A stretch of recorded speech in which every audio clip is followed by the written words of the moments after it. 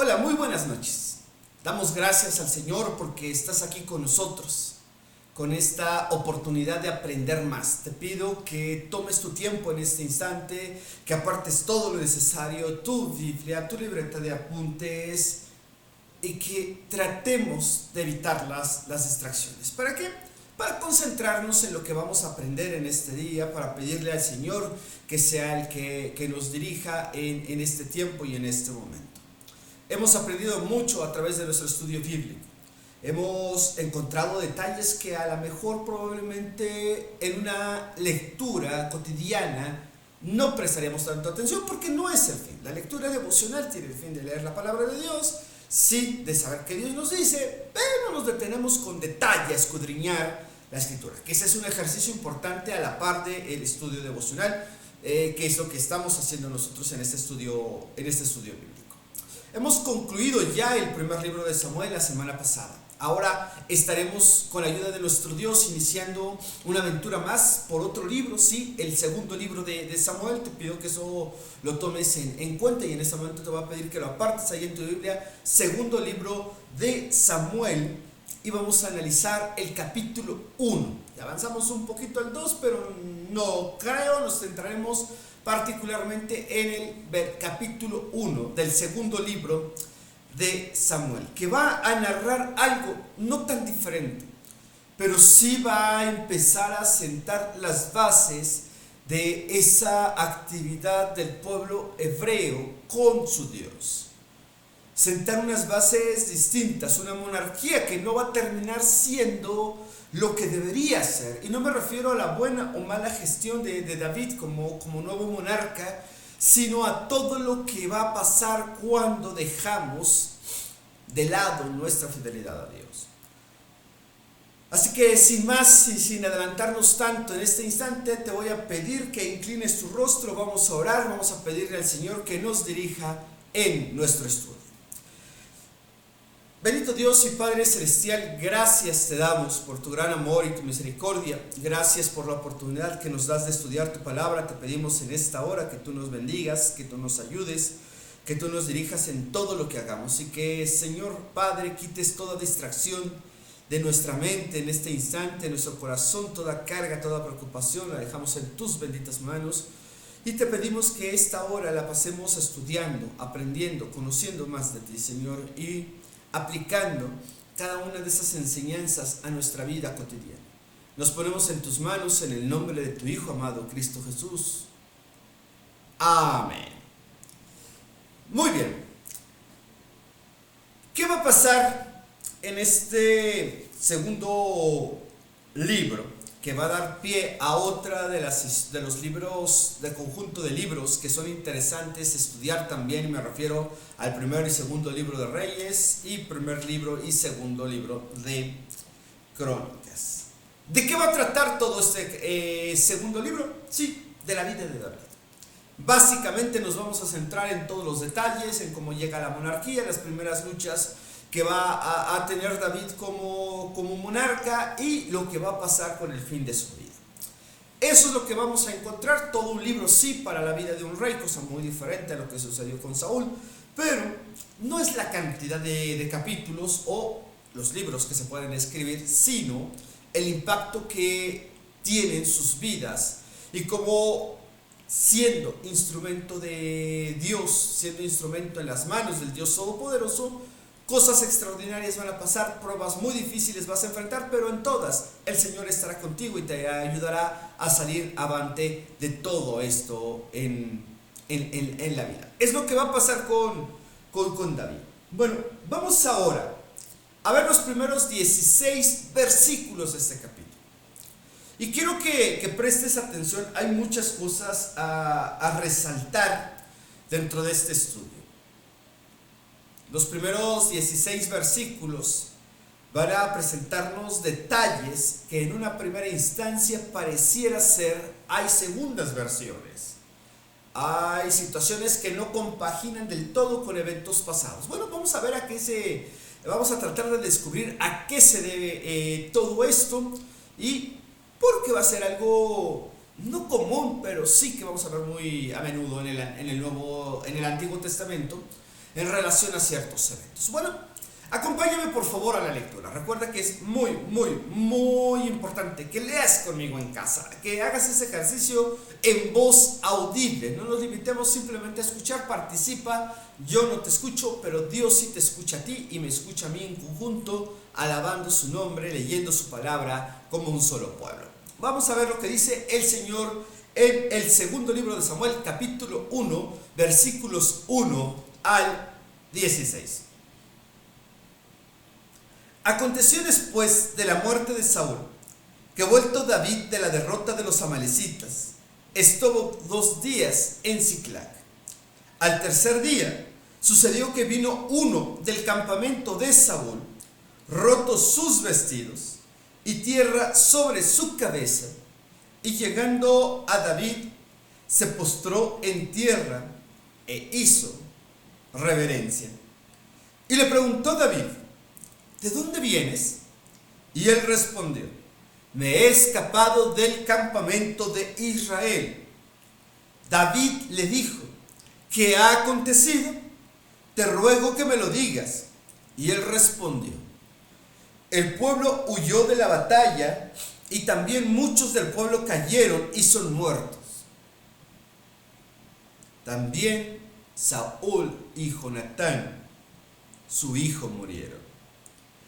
Dijo David a aquel joven que le daba las nuevas: ¿cómo sabes que han muerto Saúl y Jonatán, su hijo?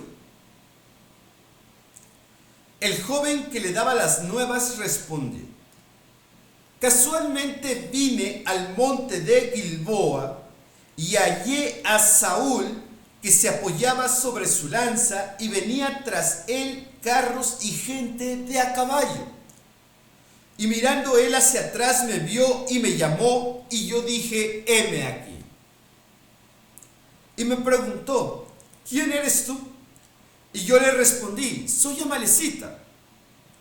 Él me volvió a decir: te ruego que te pongas sobre mí y me mates, porque se ha apoderado de mí la angustia, pues mi vida está aún toda en mí.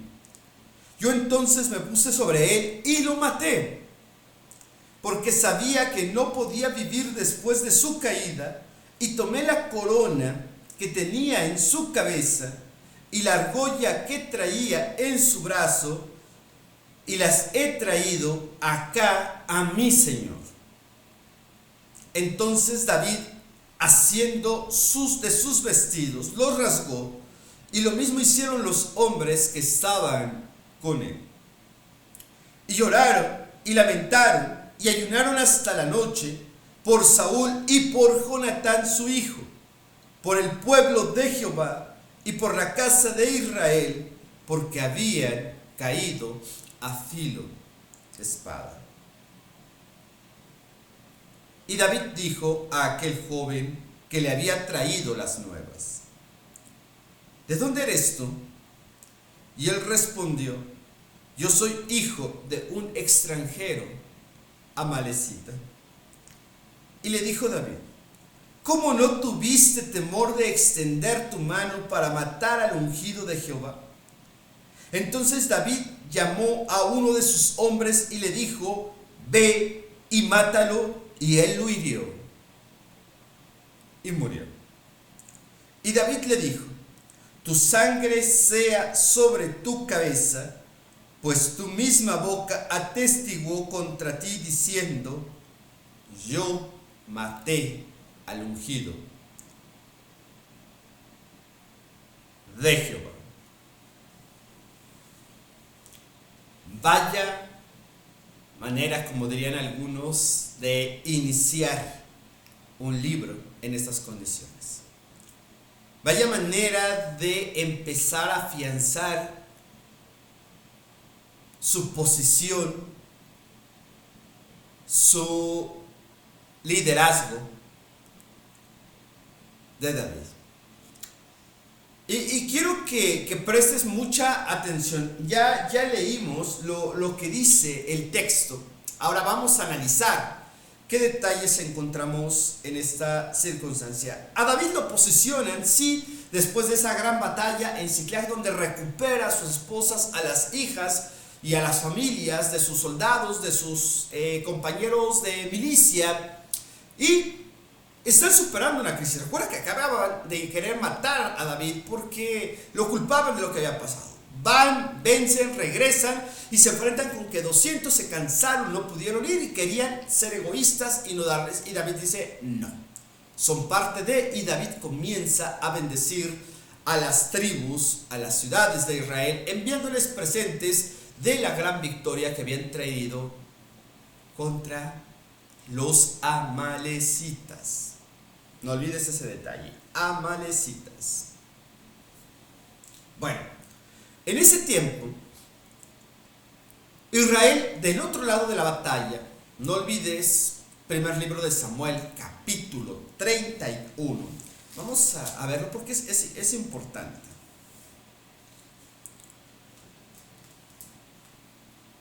(31:4). Creo que lo ves en tu Biblia. Entonces dijo Saúl a su escudero: saca tu espada y traspásame con ella, para que no vengan estos incircuncisos y me traspasen y me escarnezcan. Mas su escudero no quería, porque tenía gran temor. Entonces tomó Saúl su propia espada y se echó sobre ella. Y viendo su escudero a Saúl muerto, él también se echó sobre su espada y murió con él. No olvides ese detalle. Bueno, ahora vamos. David regresa, empieza a rehacer su vida. Al tercer día viene una persona del campamento de Saúl, llega ante David, se postra en tierra e hizo reverencia.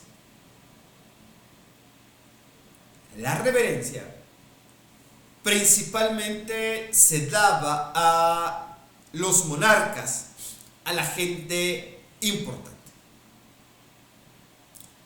Y dirás, David lo va a hacer, David lo era, sí, pero no te olvides que David en este momento es un fugitivo de Israel. Sí, hay guerra del otro lado, pero él termina siendo un fugitivo, por lo que es de llamar la atención que este amalecita, hijo de una amalecita, probablemente eso abre la puerta que haya sido con doble nacionalidad, para evitar otros términos. Llega ante David, se inclina e hace reverencia. Probablemente había muchos factores, probablemente había gente alrededor de él, debió ser una persona importante y quiso demostrar humildad. Esta persona se arrodilla frente a él, le hace reverencia y empieza a explicar. David le hace un par de preguntas. 3 preguntas para ser preciso. La primera de ellas es: ¿de dónde vienes? ¿Qué características tenía la amalecita? Venía sudando, literalmente, venía con las ropas rasgadas y venía con tierra en la cabeza. Dirás, ¿andaba en el desierto? Sí, pero cuando una persona en la guerra ha sido derrotada y logra escapar, particularmente el pueblo hebreo tenía mucho esa costumbre, también eso da pie a que el amalecita por ahí algo tenía. Una forma de demostrar duelo era aventar tierra sobre ellos, literalmente al aire, y evidentemente les caía, y con el sudor y el desierto pues era difícilmente que pasara desapercibido. Era difícil, muy complicado. Por lo que la pregunta de David era puntual: ¿de dónde vienes? Y esto es interesante, no había Facebook en ese momento, no había Instagram, no había X, no había WhatsApp, que pudieran haberle avisado a David qué estaba pasando. No podía prender el canal de la televisión de Noticias Mexicana para que le dijera qué estaba pasando del otro lado del mundo. No estaba pasando eso. Pero que sí sabía David que había una serie de guerrillas, había problemas, había invasiones, había saqueos, era lo común. David formó parte de ello en algún momento, si tú recuerdas, cuando vive con este rey filisteo y él anda merodeando, saqueaba ciudades, regresaba y repartía lo que había ganado. Eso era lo que pasaba. De ahí que no resulta extraño que David le pregunte: ¿de dónde vienes?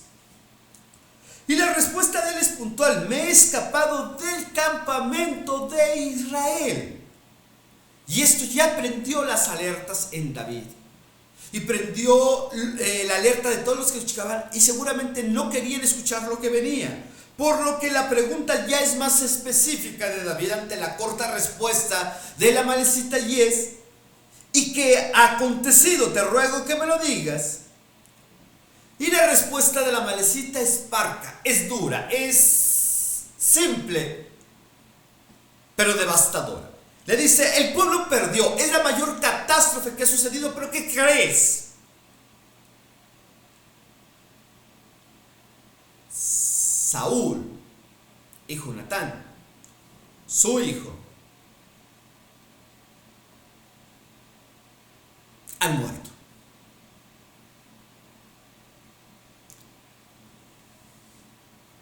Lo que pareciera ser una noticia simple ahora, en David tiene otra implicación.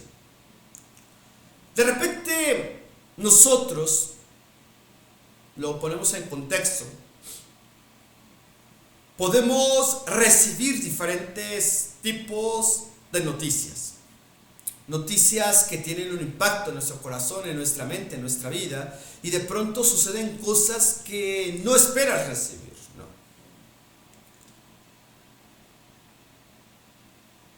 Que van a simbrar tu vida de alguna manera.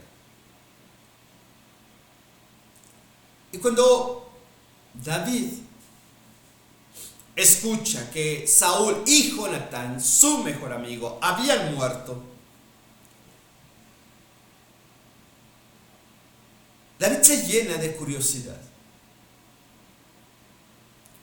y le hace una tercera pregunta. Y esto quiero que prestemos atención a estos detalles.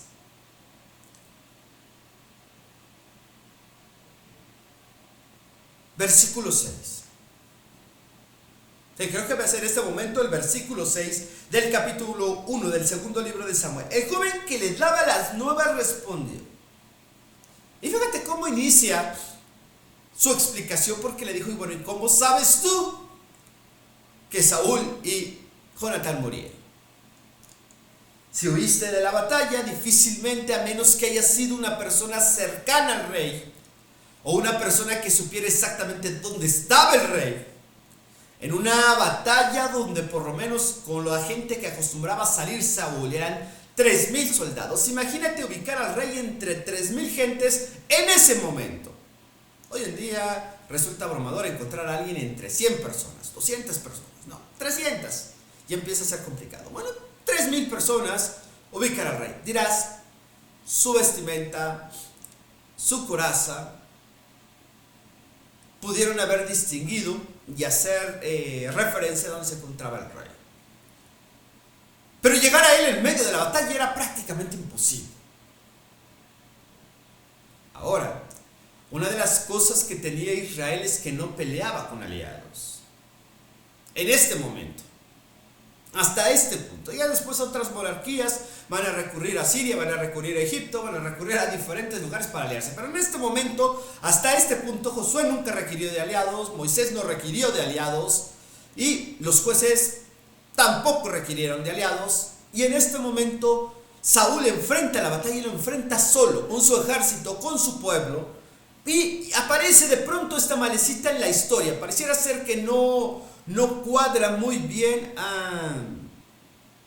del todo lo que está pasando en este momento. Y la respuesta de la amalecita es: casualmente. Eso es clave. Ese casualmente significa casi por accidente, ¿no?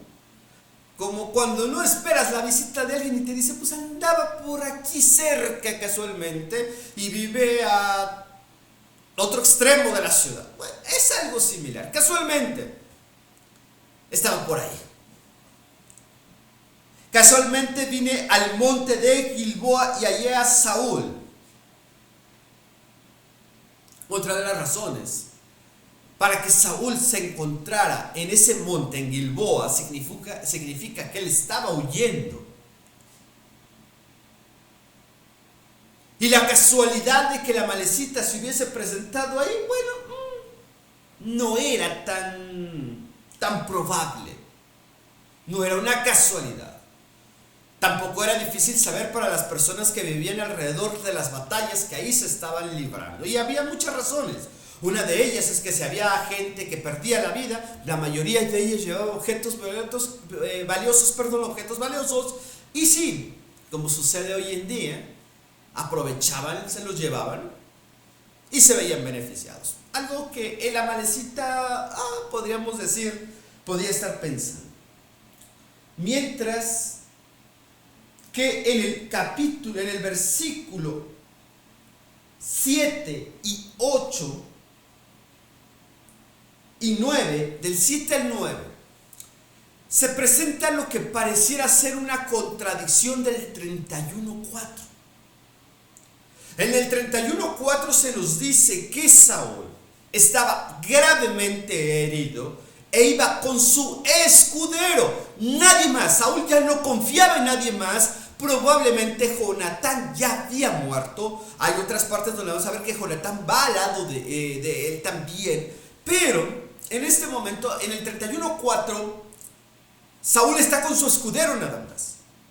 Y Saúl está angustiado y le dice a su escudero: mátame, no quiero que vengan y me maten y se burlen y me humillen los incircuncisos, la gente ajena al pueblo hebreo, al pueblo israelita. Algo natural, algo de egocentrismo si tú quieres. Finalmente no iba a marcar una diferencia la manera en que muriera Saúl, pero era importante para él. Era importante entender que había perdido la vida, pero no por un extranjero. Podemos tomar muchas interpretaciones al respecto. Eso es lo que pasa en el 31:4. El escudero, fíjate, su escudero, le dice no. Entonces Saúl, ¿qué dice el texto bíblico? Pone su espada, se lanza sobre ella y muere. Y el escudero, al ver a su rey, 31:4, primero de Samuel 31:4, al ver a su rey en esas condiciones, también se lanza sobre su espada y muere también.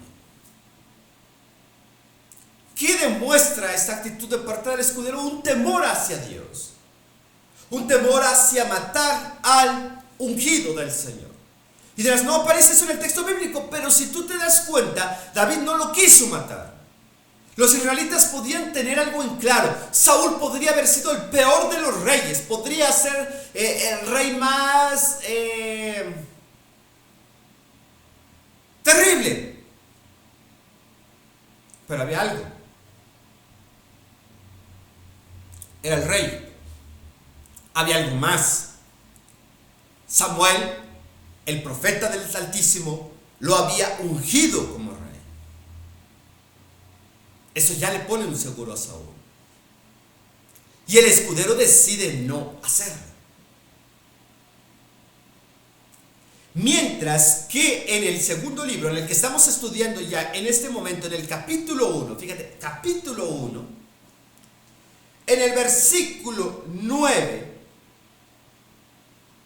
menciona: él me volvió a decir: te ruego que te pongas sobre mí y me mates, porque se ha apoderado de mí la angustia, pues mi vida está aún toda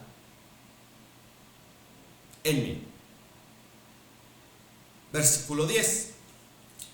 Yo entonces me puse sobre él y le maté, porque sabía que no podía vivir después de su caída, y tomé la corona que tenía en su cabeza y la argolla que tenía en su brazo y las he traído a mi señor.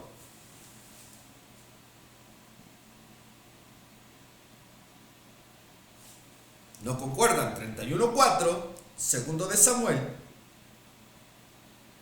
9 y 10.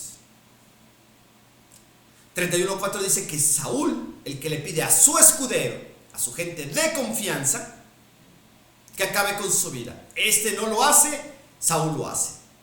El escudero imita a su rey. Mientras que en el capítulo que estamos leyendo se nos dice que la Amalecita es quien acude, se lo encuentra, lo escucha, y el buen samaritano le ayuda, le quita la vida. ¿Qué detalles no concuerdan dentro de todo esto? Y antes de que pensemos, la Biblia se está contradiciendo, no, hermanos, no, hermanas, la Biblia no se está contradiciendo. Tampoco lo que desenlaza en esta historia cuando David decide matarlo, no está actuando como una persona insensible el rey David, opera en base a una sentencia que él mismo establece. Me explico. Partiendo de la aparente y posible contradicción. Una de las cosas que debemos entender nosotros es que en los diferentes personajes que rodean ciertas escenas puede haber una serie de perspectivas diferentes. Hace no mucho, en un estudio, en una reflexión en la Sociedad Femenil Embajadoras de Cristo, aquí en la Casa del Alfarero, hablábamos acerca de una decisión que había tomado ya David como rey, y fue no nombrar a Joab, uno de sus líderes, como el general de su ejército. Y en ese momento el debate pudo centrarse, el diálogo pudo centrarse en por qué David le hace esto a su mejor amigo. ¿Qué va a pasar con Joab? Joab mata con engaños a Abner, el general de Israel.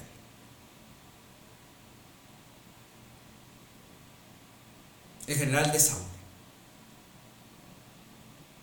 Lo mata con engaños, probablemente pensando en él ser nombrado el general. Mata también a Absalón, hijo del rey.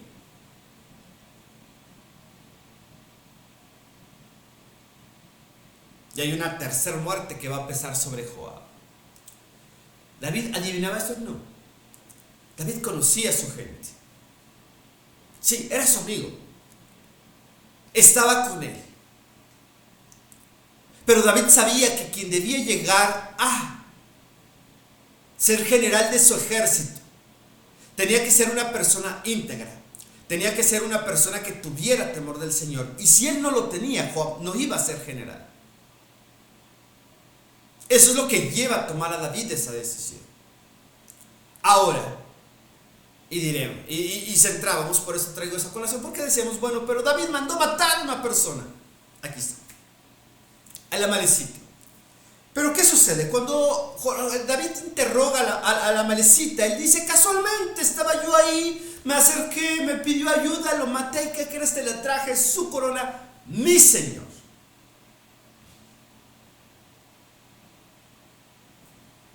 Hay quienes dicen que este Amalecita debió haber recorrido alrededor de 160 kilómetros, más o menos, desde donde estaba la batalla hasta donde se encontraba Siclac, donde vivía en este momento David.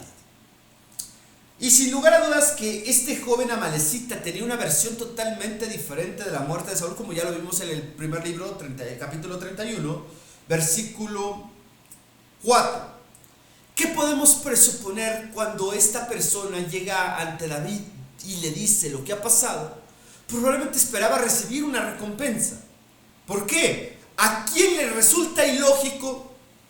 Veamos ese contexto. ¿A quién le resulta ilógico que si hay un pleito entre dos personas y tú vas con el que está ganando y le das noticias sobre el que ha perdido? ¿A quién le resulta ilógico que se va a enojar? Usualmente lo que hace el ser humano en esas condiciones es se alegra. Merecido se lo tenía, eso le pasa por haberme hecho esto o por hablar mal de mí. No.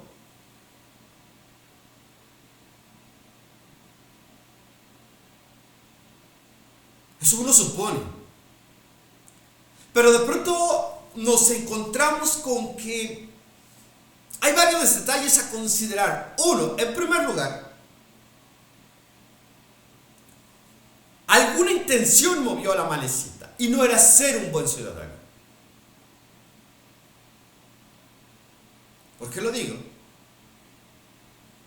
Porque nadie había pensado en esto. Seguramente hubo muchísima gente, algunos, tal vez no muchos, pero algunos del ejército de Saúl que lograron escapar. ¿Y qué crees? Ninguno de ellos buscó a David. ¿Y sabes por qué no lo buscó? Porque era antagónico de Saúl. Esto ya nos da una luz de lo que está pasando. Segundo, podemos inferir que este Amalecita en verdad no tenía ni la menor idea de quién era David. Podría saber quién era David como persona, pero no conocía a David. ¿Por qué? Porque en estos primeros 16 versículos lo que va a hacer David es enfatizar algo también. Menciona 2 veces la expresión el ungido de Jehová, una expresión que acuñó David. Sí, para David el ungido de Jehová era la persona que Dios había apartado para un servicio en particular, que Dios había colocado para el reino. Tuvo un par de ocasiones por lo menos con los cuales la oportunidad de acabar con la vida de Saúl en esa cueva, cuando está durmiendo en la persecución, y en ambas se abstiene, a pesar de que Abiatar, uno de ellos, le dice: mátalo, déjame matarlo, lo voy a hacer rápido, no va a sufrir. Y David le dice: no, y explica la voluntad del Señor. Si Dios no le quita la vida, si Saúl no la pierde en el campo de batalla, yo no voy a extender mi mano contra él. Si yo voy a ser rey, voy a hacerlo cuando Dios así lo determine. Eso es algo que debemos aprender y resaltar para conocer la voluntad de Dios en nuestras vidas. No apresurar tiempos, no tomar conjeturas, no malinterpretar ciertas señales o ciertos eventos en nuestra vida para conocer lo que Dios está haciendo y está actuando en nuestra vida. Y esto es curioso, porque el Amalecita acude con la corona, con un brazalete especial que llevaba Saúl. ¿Qué podemos decir? Estábamos hablando de la contradicción, de la aparente contradicción en la Biblia. Y estos detalles ya nos van a poder presuponer, ayudar a entender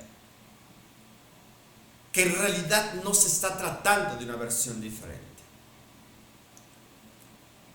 En realidad se está tratando de una mentira.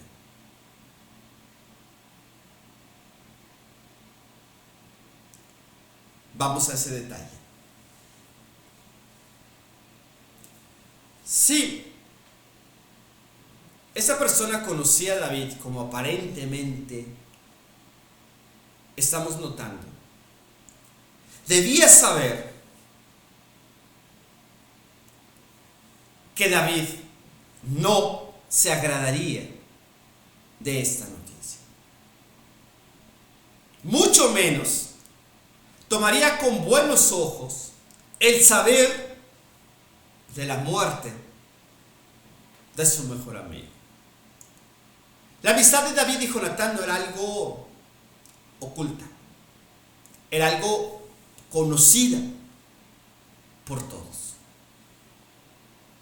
particularmente por los que andaban en el ejército. No te olvides que Jonatán también era un soldado y conocían de esa amistad, de esa lealtad, de esa fidelidad que existía entre David y Jonatán.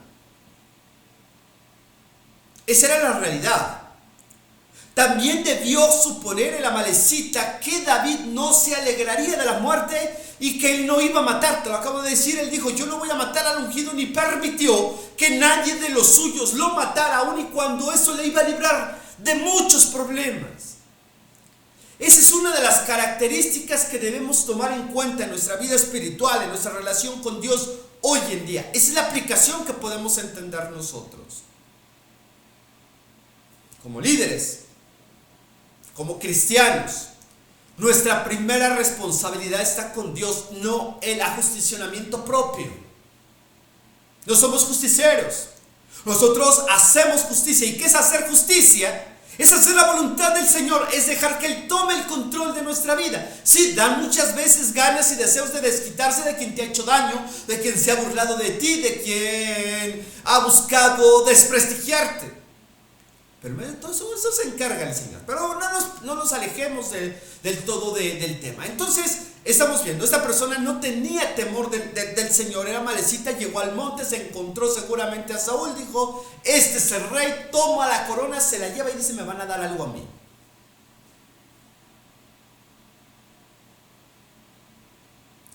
Segundo, este amalecita con el que David, de la gente con la que David había tenido problemas, sabía que hacer el rival de Saúl, probablemente él iba a ascender al trono. Entonces podemos concluir en cierto sentido, por lo que hemos encontrado hasta el versículo 10, en particular, que lo que está haciendo el amalecita es inventarse esta historia. Es querer hacerse el héroe. Y podemos suponer que él creía que todo estaba bien. Entonces no hay una contradicción. El relato fiel respecto a la muerte de Saúl va a aparecer en el primer libro, capítulo 31, versículo 4. Ese es el apartado oficial sobre la muerte de Saúl y su escudero.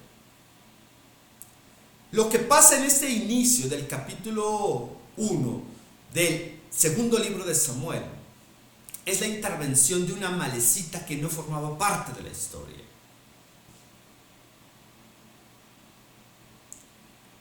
Ahora, versículos 11 y 12 nos muestran que había un gran dolor. Entonces David, haciendo de sus vestidos, los rasgó, y lo mismo hicieron los hombres que estaban con él, y lloraron y lamentaron y ayunaron hasta la noche por Saúl y por Jonatán su hijo, por el pueblo de Jehová y por la casa de Israel, porque habían caído a filo de espada.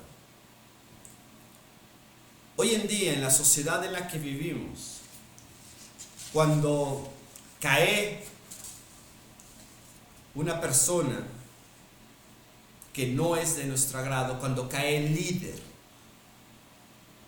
de un país con el cual no se simpatiza,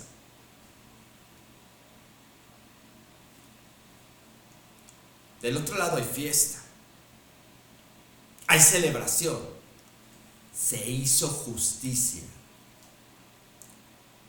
Eso es lo que pasa. Y vemos que lejos de ello, David y su pueblo, la gente que estaba con él, tienen un gran dolor en el alma. No te puedes alegrar de la tragedia de tu propia gente.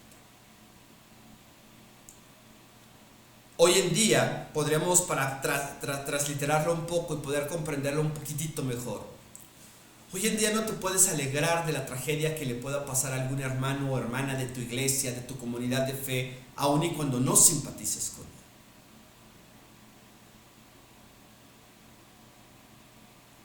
Porque es parte del pueblo de Dios. ¿Se equivocó? Sí, se equivocó. ¿Tomó malas decisiones? Sí, tomó malas decisiones. Pero es parte de tu pueblo.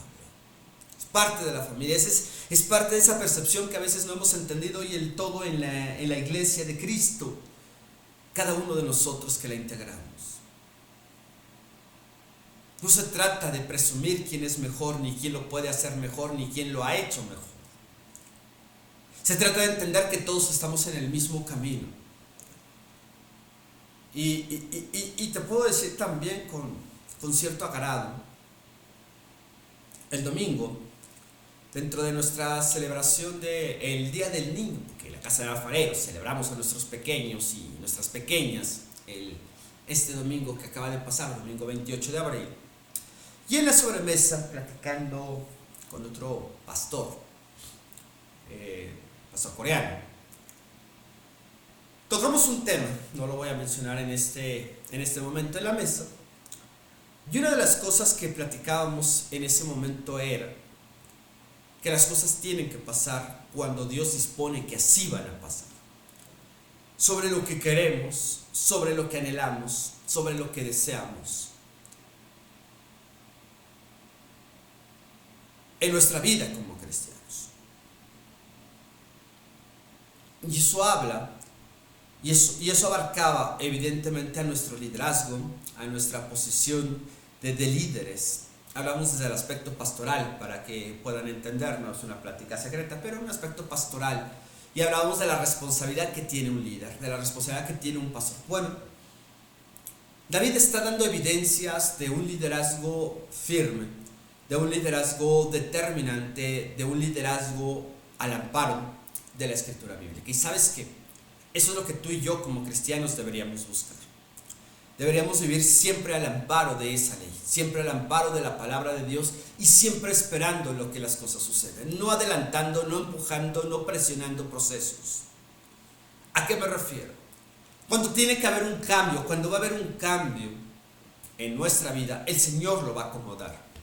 Cuando va a haber un cambio o tiene que haber un cambio en nuestra iglesia, créeme, el Señor lo va a acomodar. Si no es la voluntad de Dios, no va a pasar. Si es la voluntad de Dios, va a pasar. No nos preocupemos por ello, ni nos peleemos por ello, ni obstaculicemos nada por ello. Porque de pronto sucede, me ha pasado a mí, en donde si yo no creo en algo, mi primera reacción ha sido, eso no puede salir bien. ¿Por qué? Porque es mi perspectiva. ¿Estoy mal? No lo sé, puede ser. O a lo mejor no lo estoy, pero no es mío el tiempo. Es de Dios. Y si es de Dios, cuidado si nos encontramos peleando contra los planes y propósitos de Dios. Siempre he sostenido, y lo he dicho, y lo seguiré diciendo, eso es parte de la formación que el Señor ha hecho conmigo directamente. Los cambios, cuando están sustentados al amparo de la Escritura, hermanos y hermanas, son buenos. A veces es necesario hacer ajustes en tu vida. A veces es necesario hacer cambios en la manera en que venimos haciendo las cosas como iglesia, desde el pastorado, desde el ancianato, desde la diaconía, desde los ministerios, desde las sociedades. Y no porque lo que se hizo atrás no funcionara, no, sino porque es necesario, porque estamos en otras condiciones, estamos en otras circunstancias. Fue lo que pasó con David y Saúl. David no va a criticar la monarquía de Saúl. David va a entender que Saúl se había despegado de la voluntad de Dios y él camina y él sigue trabajando y él sigue luchando y él sigue avanzando. No la emprendió contra Saúl ni le saboteó la ciudad a Saúl. Esto es importante entenderlo. Cosa muy diferente a la resistencia de hoy en día en una cuestión bélica, en una cuestión política, en una cuestión social, pero también en una cuestión eclesiástica o hasta deportiva. Me explico. En un deporte, particularmente el fútbol, soccer, cuando los jugadores no están de acuerdo con el entrenador, hay una expresión coloquial dentro del fútbol mexicano y se le llama, le tendieron la cama, que significa provocaron su salida. Eso es lo que dice la expresión de fútbol. ¿Qué tiene que ver con esto? Que David jamás hizo eso con Saúl. David respetó la figura de autoridad de Saúl como rey. Y mira que lo quiso matar un par de veces. Y mira que lo persiguió en gran cantidad de ocasiones con todo el poderío de Israel. Mira que le escuchó decir: perdóname, David, soy injusto, una vez, y lo vuelve a perseguir y le vuelve a decir lo mismo, y dice: vente a mi casa, ya todo olvidado. Esa era la relación. Lo obliga Saúl a David a huir fuera de territorio israelita, de la tierra que Dios les había dado. Me impacta mucho de verdad lo que pasa en el versículo 12. Y David llora. Llora por Saúl, llora por Jonatán, su amigo. Dirás: Jonatán era su cuate, por eso, era su bro, como dirían algunos. Pero no, también llora por Saúl porque es el ungido del Señor. Y cayó el ungido del Señor. Por lo tanto, le pregunta en el versículo 13 de nuevo: ¿de dónde eres? Y algo que no tenía David, sí, lo aclaro, no tenía déficit de atención. Él le dijo: soy amalecita.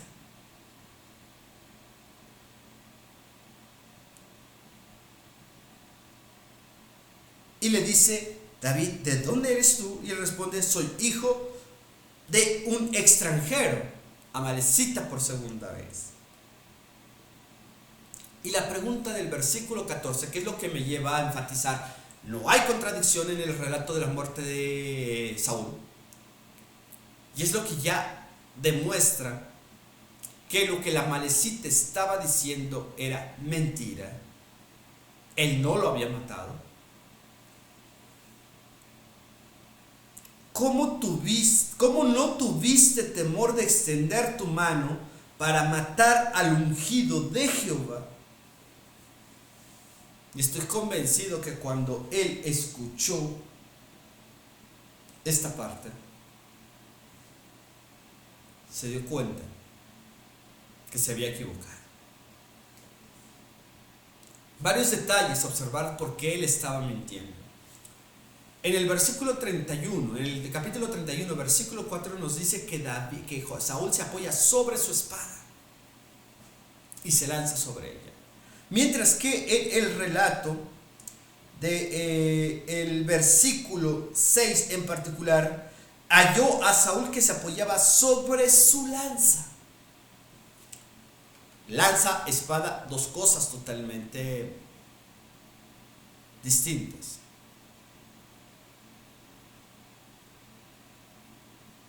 Lo único cierto es que Saúl había sido herido. Saúl iba a morir. Pero el amalecita de pronto ve una oportunidad en ello. Los mexicanos diríamos: tuvo la oportunidad de hacer leña del árbol caído.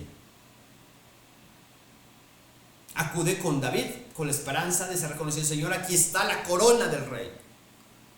David no estaba buscando eso. David no quería enterarse de la muerte de Saúl.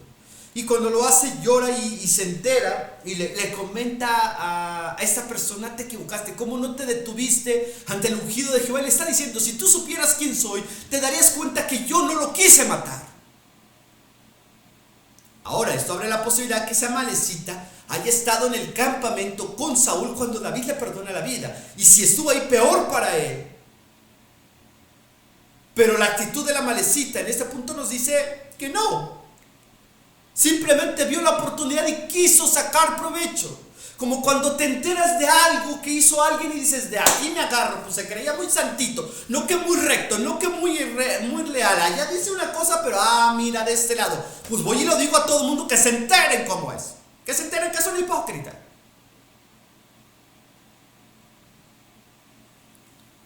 Una de las recomendaciones que hemos encontrado también en nuestras predicaciones de los domingos por la tarde sobre el libro de Proverbios es la prudencia. Y la prudencia es esa virtud de saber qué decir, cómo decirlo, cuándo decirlo y a qué hora decirlo, y cuándo mejor ni decirlo. Porque si aquello que tú viste está tentando contra la santidad de Dios, créeme, el primero que va a intervenir es Dios. Por eso el Señor dijo, no juzguéis para que no seas juzgado. Paréntesis, y no estoy diciendo que entonces dejemos pasar las cosas injustas o inmorales, no. Tenemos que hablar. Pero el hablar no significa que se solucione como yo quiero ni en el tiempo en que yo quiero. Es de acuerdo a la voluntad de nuestro Dios y de acuerdo a su tiempo. Vamos ahora a concluir este estudio el día de hoy con los versículos finales, algo extraordinario. Si algo hacía David era que tenía un talento increíble, un don increíble para escribir. Compone una gran cantidad de salmos que reflejan lo que está pasando en su vida. La mayoría eran oraciones y el pueblo judío, el pueblo hebreo encontró una forma de expresar su adoración al Señor, su oración al Señor, y era cantada. Cuando ellos tenían un dolor, ellos cantaban. Cuando ellos tenían una preocupación, ellos cantaban. Y David va a hacer algo, va a componer algo que es importante recordar siempre.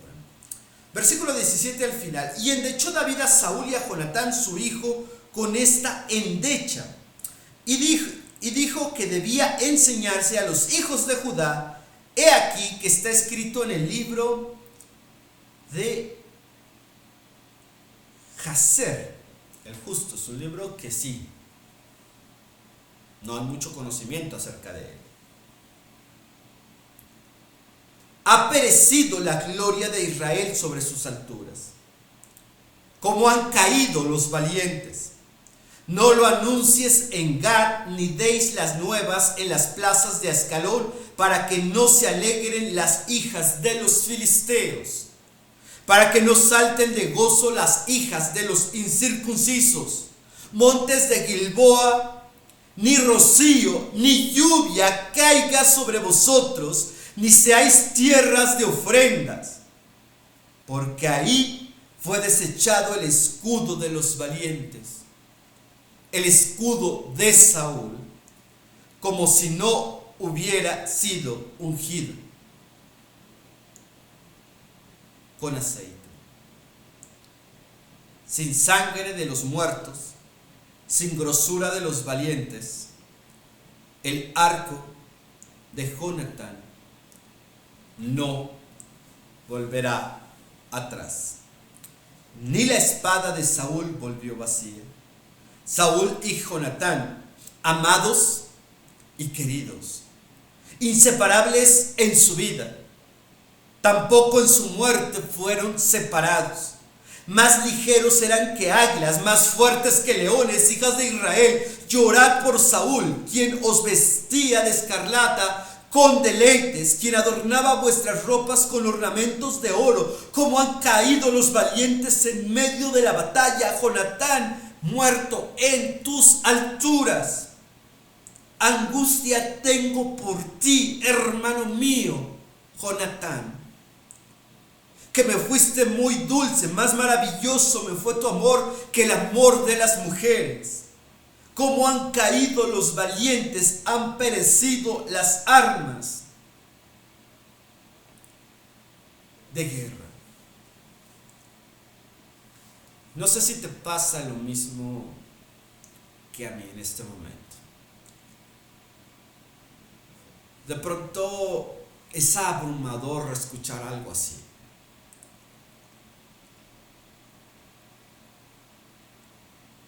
Tratar de imaginar el dolor de las personas. Tratar de entender lo que estaba pasando del otro lado. No, Saúl no era su amigo. Saúl había atentado contra su vida. Pero ¿sabes qué pasaba con Saúl, con David? Que David amaba a Dios. David creía en Dios. Y uno de los salmos que escribió, Salmo 18,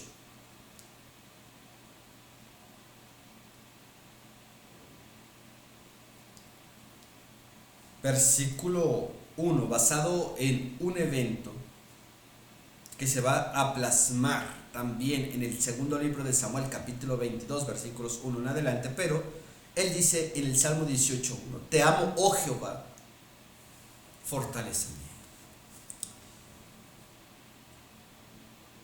David tenía que amar a Saúl, porque amaba a Dios. Algo que me llama mucho la atención y también quiero concluir en estos minutos que nos quedan. Estos versículos tuvieron que haber provocado algo en ti. Y cuando lo estaba leyendo justo en este momento no pude evitar sentir. Seguramente te ha pasado con otras órdenes y otras circunstancias. Cuando escuché de una manera inapropiada la noticia de que mi amigo, mi mejor amigo, había muerto.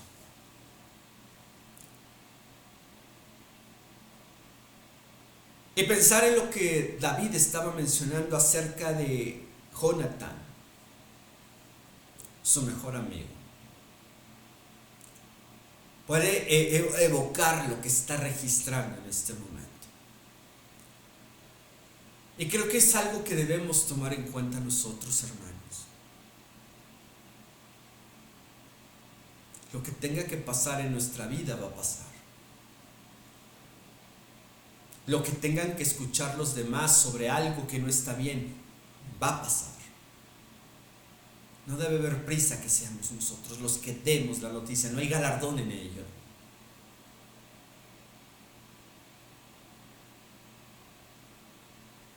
Pensemos en lo que Dios está haciendo en nuestras vidas.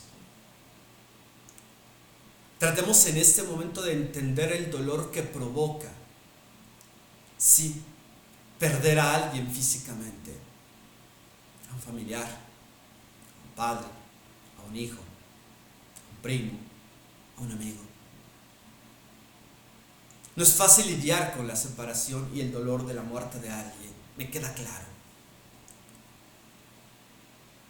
David no llora por la desesperanza. Es más, en medio de este canto extraordinario presenta algo que no sé si no te vino a la mente justo cuando lo estábamos leyendo. Saúl quiso matar a Jonatán, su hijo, también, en un par de ocasiones. Cuando prueba del producto de la abeja, en ese valle donde andaban persiguiendo y recobra fuerzas. Y también cuando se entera que protegió a David para que huyera. Y sin embargo,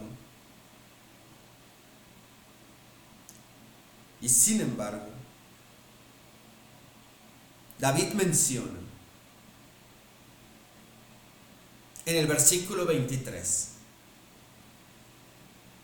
Saúl y Jonatán, amados y queridos, inseparables en su vida, tampoco en su muerte, fueron separados.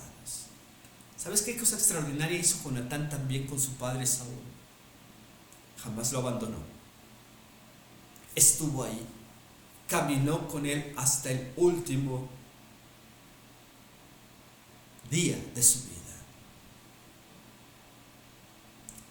Como hijos, no abandonamos.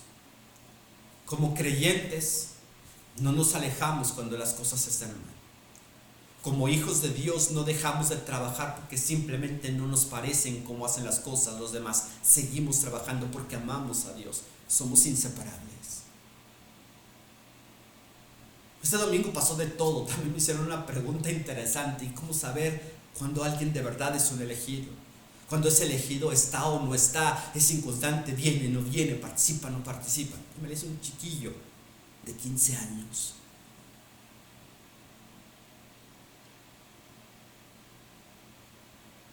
¿Cómo lo sabemos, hermanos? ¿Cómo podemos permanecer fieles en medio de todo? Algo que reconoce David hacia el final en este hermoso canto que me hizo recordar muchas cosas a mí. Dios es bueno en medio del dolor.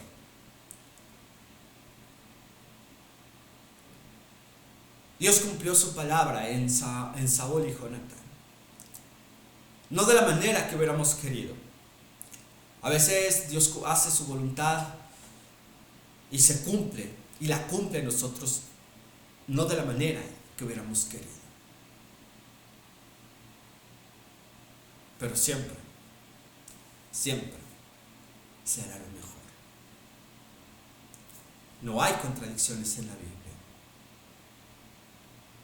La Biblia registra hechos también. Una amalecita creyendo que inventando una historia iba a ser un héroe. No te olvides, Jesús dijo: yo soy el camino, la verdad y la vida. La mentira, la media verdad, nunca va a prosperar en nuestra vida. Doy gracias a Dios porque me has permitido llegar hasta este punto. Nos hemos permitido involucrarnos un poquito más en la historia que hoy hemos recapitulado. Sí, un capítulo abrumador, un capítulo donde la vida de una persona se simbra, David, donde la imprudencia de alguien buscando sacar ventaja del dolor y la tragedia de alguien más y que pertenecía a esa comunidad cercana, aun y cuando no era israelita, el amalecita, provoca que éste pierda la vida. Vemos cómo se registra el hecho importante de que la familia está unida sin importar qué pase. Y aún hasta su último día, Saúl estuvo al lado de su hijo y pelearon juntos. Y llegaron al final del camino juntos. No abandonaron. ¿Sabes qué es extraordinario de un rey que jamás escapa? Y dirás: ¿estaba huyendo? Sí. Estaba ya muerto. Estaba por morir. Cuando Dios te pone en una posición de liderazgo, y perdón si te robo un par de minutos, cuando Dios te pone en una posición de liderazgo, en una posición de servicio, no hay forma de que te hagas a un lado o que no cumplas. Dios cumplirá su propósito. Oremos. Bendito Dios y Padre Celestial, gracias te damos por tu gran amor y misericordia. Gracias por la oportunidad que nos has dado de estar aquí en tu casa, estudiando tu palabra. Ha sido un capítulo interesante, una reflexión que podemos tomar sobre el valor, sobre la lealtad, sobre el respeto y el compromiso. Gracias, Padre, por tu palabra, en el nombre de tu Hijo amado Cristo Jesús. Amén.